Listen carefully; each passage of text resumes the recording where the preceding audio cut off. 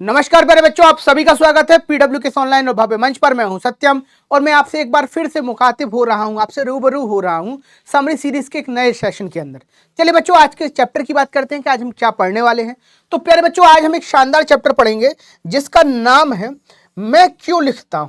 देखो, दर्शन की दुनिया में, मतलब फिलॉसफी की दुनिया में कहा जाता है कि जब आप जीवन में कहीं ना पहुंच पाए, मुश्किलें बहुत हो, द्वंद्व बहुत हो, तो एक प्रश्न अपने आप से पूछिएगा, ऐसा क्यों। ठीक है। और ये जो प्रश्न है आपको कहीं ना कहीं तो ले ही जाएगा। ठीक है, मतलब उस दुविधा से कहीं ना कहीं किसी ना किसी दिशा की ओर आपको इशारा कर ही देगा। इसी क्रम में लेखक ने भी अपने आप से पूछ लिया कि मैं क्यों लिखता हूं, और एक शानदार सा पाठ जो है तैयार हो गया। इस पाठ में लेखक क्यों लिखता है, इस बात की चर्चा की गई है। और साथ ही इस पाठ में हम ये भी जानेंगे कि आदमी के अंदर कौन कौन सी चीजें होती हैं जो उसे लेखक बनने पर मजबूर कर देती हैं या एक अच्छा लेखक बना देते हैं। तो भाई देर किस बात की है, चलिए फटाफट समरी को समझ लेते हैं। शुरुआत में पाठ के अंदर लेखक इस बात से शुरुआत करता है कि लिखने की प्रेरणा का सवाल जितना सीधा प्रतीत होता है उतना है नहीं। भाई देखो, जिंदगी में कोई भी सवाल हो, जो चीजें जितनी सीधी दिखती हैं उतनी सीधी होती तो नहीं है, पर फिर भी इन सीधी चीजों में से एक चीज ऐसी भी है। क्या चीज है? कि भाई लिखने का जो सवाल है वो जितना सरल दिखता है कि तुम क्यों लिखते हो, तो पता नहीं साहब क्यों लिखते हैं। ठीक है, कोई कहता है कि मैं तरक्की पाना चाहता हूं इसलिए, कोई कहता है कि मुझे बहुत प्रसिद्ध होना है इसलिए, पर आगे ये कहते हैं कि लिखने का जो सवाल दिखाई देता है, जितना सीधा ये सवाल दिखाई देता है उतना सीधा वास्तव में ये सवाल है नहीं। इस प्रश्न का संबंध कवि के अंतर्मन से होता है। मतलब लिखने का संबंध किससे है? कवि के अंतर्मन से। ठीक है, किससे है भैया? कवि के अंतर्मन से है। ठीक है, अतः इसे संक्षिप्त में कहना संभव नहीं है। भाई लिखने की जो विचारधारा है, जो मंतव्य है, वो कवि के मन से संलग्न होता है, इसीलिए इस बात को बहुत कम शब्दों में कहा नहीं जा सकता। पर फिर भी कवि कहते कहते, लेखक कहते कहते बताता है। क्या बता रहा है? इस बारे में उतना ही कहा जा सकता है जितना कि औरों के लिए उपयोगी है। ठीक है, तो गहरी बात ना कहते हुए केवल एक हल्का सा इशारा करेगा यहां पर कवि। आइए उस हल्के से इशारे को पकड़ लेते हैं।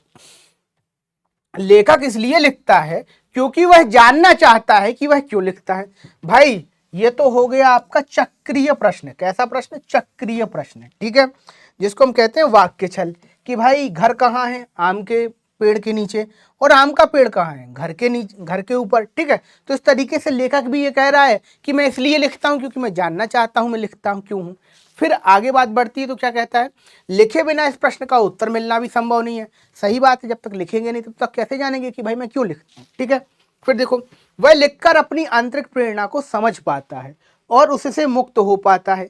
लेखक के अनुसार सभी कृतिकार इसी प्रेरणा से लिखते हैं। कौन सी प्रेरणा से? आंतरिक प्रेरणा से। तो यहां पर एक सूत्र दिया गया लेखक के द्वारा जो ये कहता है कि लिखने के लिए एक आंतरिक प्रेरणा की आवश्यकता होती है, और हमारे लेखक यानी कि अज्ञेय लिखकर इस प्रेरणा से मुक्त हो जाते हैं, इसीलिए वह लिखते हैं। ठीक है, आई बात समझ में? चलो आगे बढ़ते हैं। फिर देखो क्या कहते हैं। लेखक के अनुसार सभी कृतिकार इसी प्रेरणा से लिखते हैं। किस प्रेरणा से? आंतरिक प्रेरणा से। ठीक है, आंतरिक प्रेरणा से ही लिख रहे हैं। यद्यपि कुछ लेखक बाहरी व्यवस्था से भी लिखते हैं।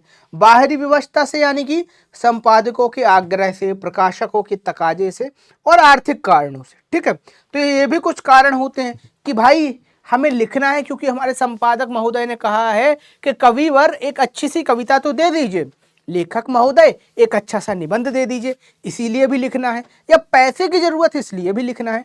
पर भाग्यवश हमारे जो लेखक महोदय हैं उन्हें इसमें से किसी भी चीज की जरूरत नहीं पड़ी। मतलब लेखक जो है वो अपनी स्व प्रेरणा से लिखता है, ना कि बाहरी दबावों के कारण। इसके बाद लेखक ये बताते हैं कि परंतु कृतिकार ईमानदारी से जानता है कि उसकी कौन सी कृति भीतरी प्रेरणा का फल है और कौन सी बाह्य प्रेरणा का फल है। ठीक है, यहां पर लेखक ये बता रहा है कि भाई हर लेखक, हर राइटर ये जानता है कि कौन सी कृति जो है वो उसकी भीतरी प्रेरणा का फल है और कौन सी कृति जो है वो उसकी बाह्य प्रेरणा का फल है। और बेटा ये हर चीज हर व्यक्ति के साथ होता है कि हर व्यक्ति ये इस मामले में जानता है कि जीवन में जो उसने पा लिया है क्या वह उसके लायक है या नहीं है। हर व्यक्ति ये जानता है कि वह सफल है तो क्यों है, और हर व्यक्ति ये जानता है कि अगर वह असफल है तो क्यों है। ठीक है, तो ये सारी बातें जो है वो हर व्यक्ति जानता है। क्यों जानता है भाई? क्योंकि उसके अंदर एक आंतरिक प्रेरणा होती है, एक भावना होती है, और ये भावना सीधी की सीधी अंतरात्मा से आती है। ठीक है, इसीलिए कहते हैं ना कि अंतरात्मा की आवाज़ आ रही है, तो ये वही अंतरात्मा की आवाज़ है जो कभी कभी संवेदना के माध्यम से नहीं दिखाई पड़ती है, जो कभी अनुभूति के माध्यम से दिखाई पड़ती है, जो कभी सपनों में आ जाती है। ठीक है, तो कई प्रकार से इसका जो है मैनिफेस्टेशन होता है, पर मूलतः यह चेतना ही है जो अलग अलग रूपों में दिखाई देती है। चलिए आगे की बात करते हैं, क्या कहते हैं। तो भैया यहाँ तक कवि हमारे क्या कह रहे हैं कि लिखने का प्रश्न जितना सीधा है उतना समझ में नहीं आता। क्यों सीधा है? हमारे कविवर यानी कि अज्ञेय जो है वो इस कारण से लिख पाते हैं कि वह ये जान पाए कि वह क्यों लिख रहे हैं, और जब वह लिख लेते हैं तो वह उस लिखने की जो आंतरिक प्रेरणा से है उससे मुक्त हो जाते हैं। अब यहाँ हमें एक सूत्र ये पता चलता है कि लिखने का जो मुख्य कारण है वह आंतरिक प्रेरणा भी है। आंतरिक प्रेरणा के अलावा भी लिखने का एक दूसरा कारण है जिसे बाहरी तत्व का दबाव कहा जाता है, जिनमें प्रकाशक का तकाजा, ठीक है, या संपादक का आग्रह या आर्थिक कारण भी प्रमुख हो सकते हैं। ठीक है, फिर आगे देखो क्या कहते हैं। फिर आगे ये बात कह रहे हैं कि हर कृतिकार ये जानता है कि वह क्यों लिख रहा है, उसके लिखने का विशेष कारण क्या है। ठीक है, चलिए अब देखिए आगे बढ़ते हैं। अब यहां पर बताया गया है लेखक के बारे में, वे बिना किसी बाहरी दबाव के लिख नहीं पाते हैं। उनकी स्थिति उस आदमी जैसी है जो अलार्म बजने की प्रतीक्षा में बिस्तर पर पड़ा रहता है। तो यहाँ पर कविवर जो हैं, लेखक जो हैं, वो ये कह रहे हैं कि ऐसे तमाम राइटर जो केवल और केवल तब लिखते हैं जब उन पर बाहरी दबाव हाजिर हो, यानी कि कोई बाहरी तत्व आए तब हम लिखेंगे, तो ऐसे तमाम तरीके के व्यक्ति जो हैं वो उस आलसी व्यक्ति के समान है जो बिस्तर पर पड़े हैं, उसकी नींद भी खुल गई है, लेकिन वो सोच रहा है कि जब अलार्म बजेगा तब उठेंगे। ठीक है, तो ये बात है। अब देखिए आगे क्या होता है इसी क्रम में। बिस्तर में पड़े रहते हैं। जहां तक लेखक की बात है, उसके जीवन में कोई ऐसी बाधा नहीं है, पर लेखक के जीवन में कोई ऐसी बाधा नहीं, उसकी जब मर्जी होती है वो तब लिख सकता है। देखो यहां तक बात समझ में आई। अब देखो आगे क्या कहता है। लिखने की भीतरी व्यवस्था को समझाना कठिन है, ये इंपॉर्टेंट पॉइंट है। ठीक है, एमसीक्यू में भी पूछा जा सकता है। क्या पूछा जा सकता है कि किस चीज को समझाना कठिन है, निम्नलिखित में से उचित उत्तर छांटिए। तो आपको पता होना चाहिए कि लिखने की जो व्यवस्था है उसको समझाना कठिन है। ठीक है, अब देखो क्या है, इसका उदाहरण ही दिया जा सकता है। तो ये बात कह रहे हैं कि जो लिखने की भीतरी व्यवस्था है उसको व्यक्त कर पाना कठिन है, उसका उदाहरण दिया जा सकता है। अब उदाहरण के माध्यम से कवि समझाएगा। क्या समझा रहा है वो समझो अब। कि लेखक विज्ञान का नियमित छात्र रहा है, अतः उसने अणु, रेडियोधर्मी तत्व तथा परमाणु भेदन की बातों को समझा। ठीक है, उसे रेडियोधर्मिता के प्रभाव और पुस्तकीय प्रभाव का पुस्तकीय ज्ञान तो था।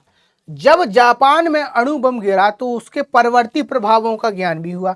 परवर्ती मतलब बाद में, ठीक है, पूर्ववर्ती मतलब पहले, परवर्ती मतलब बाद में। तो लेखक जो है वो विज्ञान का छात्र है, उसे पता है कि अणु परमाणु क्या होता है, परमाणु या परमाणु बम गिरेगा तो क्या होगा। ठीक है, और जब परमाणु बम गिर जाता है, ठीक है, जापान में, तो उसे ये भी पता चलता है कि उसके बाद भी क्या हुआ। ठीक है, उसके मन में विज्ञान के दुरुपयोग के प्रति बौद्धिक विद्रोह तो था। अब देखो लेखक के मन में ये बात तो आ जाती है कि भाई विज्ञान का दुरुपयोग हुआ है, ऐसा नहीं होना चाहिए, परंतु उसे अनुभूति के स्तर पर नहीं उतर पाया रहा था। कि भाई देखो कुछ चीजें होती ना कि दिमाग के अंदर क्या कि बेईमानी करना बुरा है, लेकिन अगर तुम्हारा भला बेईमानी से हो रहा हो तो तुम तुरंत बेईमानी के रास्ते पर निकल पड़ोगे। ठीक है, तुमसे मतलब कोई व्यक्ति विशेष। ठीक है, अब अपने ऊपर हर बात नहीं लेना है। ठीक है, लेकिन यहाँ तो समझाने के लिए कह रहे हैं कि कोई व्यक्ति बहुत कहता रहता है कि अरे बेईमानी नहीं, ऐसा नहीं, वैसा नहीं, लेकिन जैसे ही अपनी बात आती है, ठीक है, वो तुरंत उस रास्ते पर चल पड़ता है। और इस चीज़ का सबसे अच्छा उदाहरण है राजनीति के अंदर। ठीक है, तुम देखना कई ऐसे लोग हुए होंगे पॉलिटिक्स में जो दूर से कहते हैं कि नहीं नहीं नहीं वो घोटाला करना बुरी बात है, वो फिर उन्हीं की पार्टी के घोटाले निकलते हैं। ठीक है, तो इस तरीके से एक चीज़ ये भी है। अब ये केवल एग्जाम्पल की बात है। ठीक है, इसको किसी से कोरिलेट करके मत देखना कि अरे फला व्यक्ति के बारे में बात हो रही है, नहीं नहीं, ऐसा केवल उदाहरण के लिए दिया जा रहा है। ठीक है, फिर देखो क्या है कि भाई विज्ञान का छात्र होने के बाद भी, सारी जानकारी होने के बाद भी वह इस बात को नहीं समझ पा रहा था, उस बात की संवेदना को महसूस नहीं कर पा रहा था कि जब बम गिरा होगा तब क्या स्थिति हुई होगी। ठीक है, फिर देखो आगे बढ़ चलती है कहानी। इसीलिए उसने इस विषय में कोई कविता नहीं लिखी। अब यहाँ पर लिखने की बात से कोरिलेट करता है कि कवि के मन में कोई संवेदना नहीं जागी बम गिरने पर, इसलिए उसने कोई कविता नहीं लिखी। ठीक है, वो लोग सोचा हाँ बम गिरा गया बुरी बात है। फिर हाँ एक बार युद्ध के समय उसने पूर्वी सीमा पर सैनिकों को ब्रह्मपुत्र नदी में बम फेंककर हजारों मछलियां मारते देखा था। उसी से उन्हें बोध हुआ कि किस प्रकार जापान में भी लाखों जीवों की व्यर्थ नाश हुआ या व्यर्थ हत्या हुई। एक बार ये होता है कि लेखक जो है ना वो उत्तरी सीमा पर जाता है, सॉरी पूर्वी सीमा पर जाता है, और ब्रह्मपुत्र नदी में देखता है कि सैनिक जो है ना वो मछलियां मार रहे हैं। मछलियां कैसे मार रहे हैं? बम जलाया, बम फेंक दिया, ठीक है। अब बम नीचे जाएगा, फटेगा, तो जितनी मछलियां हैं वो सारी मार के ऊपर आ जाएंगी, ठीक है। तो इस तरीके से सैनिकों का पेट भर रहा है। पर उसे एक बात समझ में आई लेखक को कि भाई खाएंगे 1 किलो 2 किलो मछली, पर कितना सारा जानवर को ये फालतू मार दिए या कितनी मछलियों को मार दिए। इस बात से वो कोरिलेट कर पाया, इस बात से समझ पाया कि यार ये सेम कंडीशन जो है ना वो जापान में भी हुई है, कि लड़ाई तो सेना से हुई थी कुछ मुट्ठी भर लोगों से, लेकिन इनने बम पटक के बहुत सारे लोगों को, निर्दोष लोगों की हत्या कर दी, ठीक है। तो ये बात है। अब देखिए, अब होता यह है कि इस प्रत्यक्ष कवि को जापान, देखो अब होता यह है कि कवि को जापान जाने का अवसर मिलता है। तब उसे हिरोशिमा का अस्पताल, वह अस्पताल भी दिखाया जाता है जहां पर बहुत सारे लोग जो है ना वो रेडियोधर्मी पदार्थ से ग्रसित जीवन जी रहे थे, कि भाई रेडियो पदार्थ से जो कष्ट पा रहे थे उन्हें देख पा रहा था, ठीक है। फिर आगे क्या होता है, इस अनुभव से भी उसकी अनुभूति नहीं जागती है। एक बार क्या होता है कि लेखक को ना नागासाकी जाने का, यानी कि जापान जाने का मौका मिलता है। जब वह हिरोशिमा पहुंचता है तो वहां अस्पताल जाता है और देखता है कि भाई इन सारे लोगों को क्या है, रेडियोधर्मी पदार्थ का जो संक्रमण है वो हो गया है, ठीक है। और उनको बहुत नाना प्रकार के कष्ट हो गए हैं। पर इतना कष्ट देखने के बाद भी उसके मन में क्या नहीं हो रहा है, उसके मन में इस बात को लेकर अनुभूति नहीं जग रही है कि भाई कोई अच्छी सी, कोई गहरी चीज सी जो बात है जो दिल में लग जाए, ऐसा कुछ एहसास उसके अंदर जाग नहीं लग रहा है, ठीक है। फिर देखो आगे क्या होता है। कृतिकार के लिए अनुभूति ही गहरी चीज है। क्या? कृतिकार के लिए अनुभूति ही गहरी चीज है। अनुभव घटित घटना का होता है, किंतु अनुभूति संवेदना और कल्पना के सहारे उस सत्य की होती है जो कृतिकार के साथ घटित ना होते हुए भी कृतिकार की आत्मा ज्वलंत प्रकाशित हो उठती है। तो देखो बेटा, यहां पर एक गहरी बात कहता है कविता की दुनिया की और मनोविज्ञान की दुनिया की, कि देखो कहते हैं कि भाई एक कहावत है, ठीक है, जाखो फटी ना बीमाई बो का जाने पीर पर आई, ठीक है। बीमाई मतलब ठंड के समय में क्या होता है कि एड़ियाँ फट जाती है, ठीक है। तो उसी चीज़ को कहते हैं बीमाई फटना। तो होता ये है कि भाई अगर दूसरे को दर्द हो रहा है, ठीक है, तो हम कहते हैं कि अरे राम राम राम बहुत बुरा हुआ, दर्द हो रहा है। लेकिन जब वही दर्द हमें होने लगता है, ठीक है, तब हम उस अनुभव को जान पाते हैं कि दर्द क्या हुआ। हमारे अंदर तक का जो दिल है ना, हमारा दिल में भी दर्द जाग उठता है कि शरीर में तो दर्द हो ही रहा है, अब उस दर्द का प्रभाव कहाँ हो रहा है, दिमाग में भी हो रहा है और हृदय में भी हो रहा है। और जब किसी घटना का प्रभाव आपके दिल और हृदय, मतलब दिमाग और हृदय दोनों चीज़ों पर होने लगे, दिल और दिमाग पर कोई खुमारी छा जाए किसी घटना को लेकर, उसे ही कहते हैं अनुभूति। तो ये अनुभूति कवि को हो नहीं पा रही थी।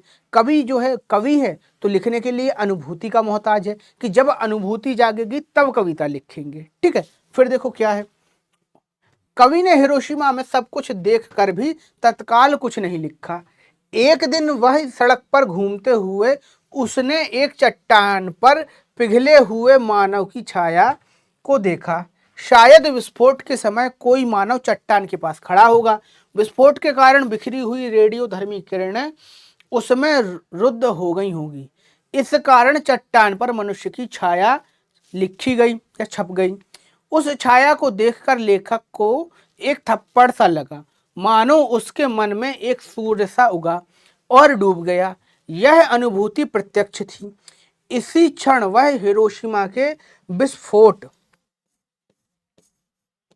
विस्फोट का भोक्ता बन गया। इसी से कविता लिखने की व्यवस्था जागी। तो भाई इतनी सारी घटना होने के बाद, मतलब कवि जो है ब्रह्मपुत्र नदी में मछलियों को मारना देख लेता है, ठीक है, फिर हिरोशिमा जाता है, लोगों की स्थितियां देखता है कि फिर भी उसके मन में कोई संवेदना नहीं जागती। पर अचानक क्या होता है कि लेखक जो है ना, एक बार क्या कर रहा होता है कि सड़क किनारे घूम रहा होता है, एक पत्थर पर, एक चट्टान पर वो देखता है कि मनुष्य की छाप पड़ी हुई है। जब उस छाप को वो देखता है तो लेखक समझ जाता है कि शायद यहाँ पर बम गिरा होगा और बम से जो किरणें निकली होंगी उनके बीच में ये व्यक्ति आ गया होगा, और किरणें जो है ना इसको रोधती हुई, मतलब इसके शरीर में से गुजरती हुई जाके दीवार, उस चट्टान से टकराई होंगी, इसीलिए इसकी परछाई जो है वो वहाँ पर छप गई। और जब ये बात वो सोचता है तो सोचता है कितनी भयंकर जो है वो स्थिति मनुष्य की हुई होगी, ठीक है। और इसी स्थिति पर क्या उसके जो अनुभव थे वो अनुभूति में परिवर्तित हो जाते हैं और वो एक कविता लिख देता है, ठीक है, या कविता लिखने की व्यवस्था उसके अंदर जाग जाती है। फिर देखो क्या है, मन की आकुलता बुद्धि से आगे बढ़कर संवेदना का विषय बनी। धीरे धीरे कवि ने स्वयं को उस अनुभव से अलग किया और एक दिन हिरोशिमा पर कविता लिख डाली। यह कविता जापान में नहीं, भारत लौटकर रेलगाड़ी में बैठे बैठे लिखी गई। कविता को कवि को कविता के अच्छे बुरे होने से कोई मतलब नहीं है। यह कविता अनुभव प्रसूत है, यही उसके लिए महत्वपूर्ण है। ठीक है, क्या बात होती है भाई साहब कि जो कविता है ना, देखो उसने संवेदना को अनुभव किया और इस संवेदना के आधार पर उसने कविता लिख दी। पर कहाँ लिख दी कविता उसने? भारत आकर। और आगे कवि ये भी कह रहा है कि मुझे कोई फर्क नहीं पड़ता कि ये कविता अच्छी है कि बुरी है, पर हाँ इस कविता के माध्यम से मैं उस घटना का भोक्ता बन पाया, मैंने उस दर्द को जाना जो लोगों ने झेला था उस समय। इसीलिए मेरे लिए मेरी कविता जो है वो मूल्यवान है, अनुभव प्रसूत होने के लिए वह कविता जो है वो मूल्यवान है। तो इस तरीके से बेटा इस चैप्टर की समरी को हमने समझा। अगर कोई जिज्ञासा आपके मन में जागी हो इस चैप्टर से रिलेटेड तो बेटा कमेंट करके आप पूछ सकते हैं। ठीक है, हाँ एक चीज़ और, अगर आप ये सोच रहे हैं ना कि ये कविता जो अज्ञे जी ने लिखी थी वो हम कहाँ पढ़ सकते हैं, तो बेटा वो बिहार बोर्ड के अंदर ये कविता है जिसका नाम हिरोशिमा है और इसके राइटर हैं अज्ञे। तो वहां पर आप जाकर इस कविता को पढ़ सकते हैं। ठीक है, अगर आप पढ़ना चाहें। तब तक के लिए बेटा मिलते हैं अगले सेशन में। बने रहिए पीडब्ल्यू परिवार के साथ। धन्यवाद।